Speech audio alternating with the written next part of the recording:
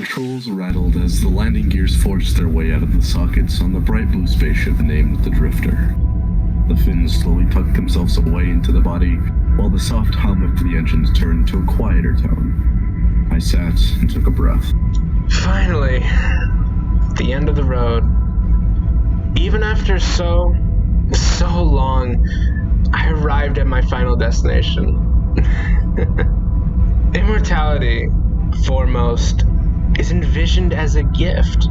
The gift of infinite life and no way to die. Not in any way will death be brought upon a person with immortality. That's the point. To live without the fear of death. I can vouch for immortality when I say immortality as a way of living is hell on earth. Imagine being able to live forever, but without life. Life has an expectancy, but when you are destined for eternal life, you watch that expectancy become a reality. You watch childhood friends burn and die when you thrive with infinite potential.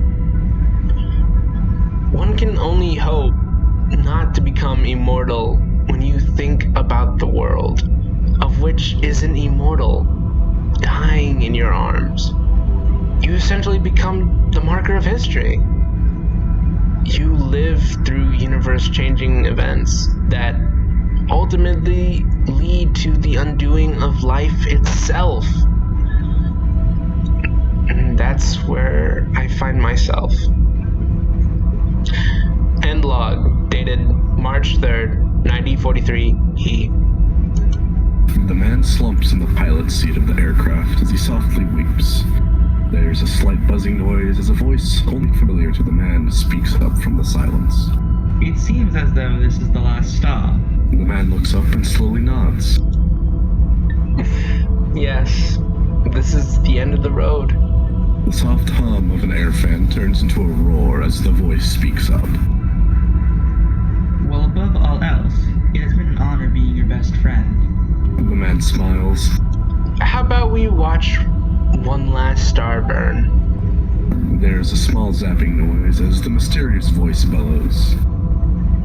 Oh yes, I would love that so. The man, in his blue uniform and tight camo pants, reaches behind his seat and grabs what looks like an old desktop computer screen. He tucks it under his arm and walks towards a panel on the wall. He hits a button. A soft hissing noise echoes throughout the chamber walls as the panel slides slowly to the left. I used the last of the power to get us here.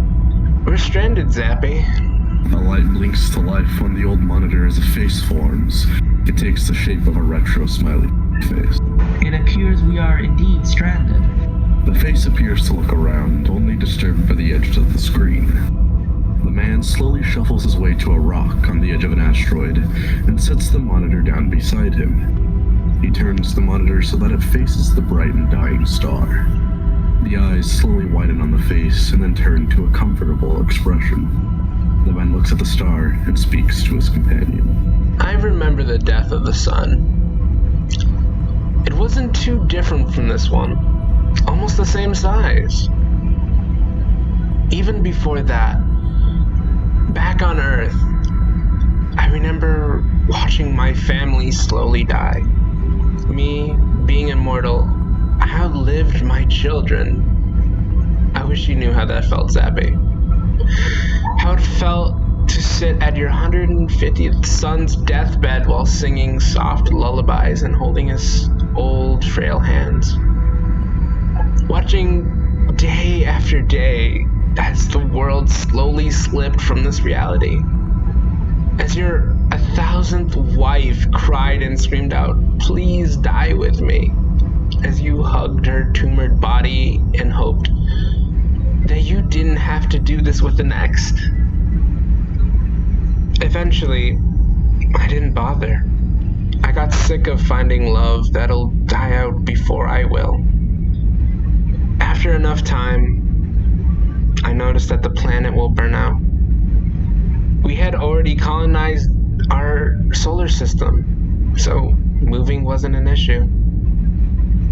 after years of lonely nights and painful days, I decided to build a friend. I built you, Zappy, on a smartphone. After many a millennia, I eventually built you into what you are now, a 2000s era compact computer monitor. The man started to slowly chuckle as a tear ran down his face. Zappy made a confused expression. I don't quite understand the humor, sir. The man tapped the metal frame of the small monitor. I don't expect you to. The man smirks as he stares at the fiery abyss laid out in front of him. A mix of blue, green, and orange flare to life as the star slowly starts to implode. The middle emerges as a small white dot, and a swirling motion begins to take form all around the white dot as matter crashes into itself. The man looks at his electronic watch as the star slowly dims and it reads 10:30 p.m. The man smiles at his final piece of earth that rests upon his wrist. Zappy gives the man a small zap. Hey, I think my power is running low. Yes, this is what it feels like to be with the light. The man turns the monitor around, concerned, and looks into Zappy's eyes. No, you can't leave me. You just can't. Tears fill his eyes and he starts to weep again. He slaps the top of the monitor as the screen starts to glitch and fade. The eyes look up into the man's, and then they slowly start to close. As the teal eyes shut on the screen, a soft hum becomes a deafening silence as the last words. Goodbye, sir. It has been a lifetime being at your side. The soft British accent turns to nothing as Zappy finally rests in the man's lap, and the man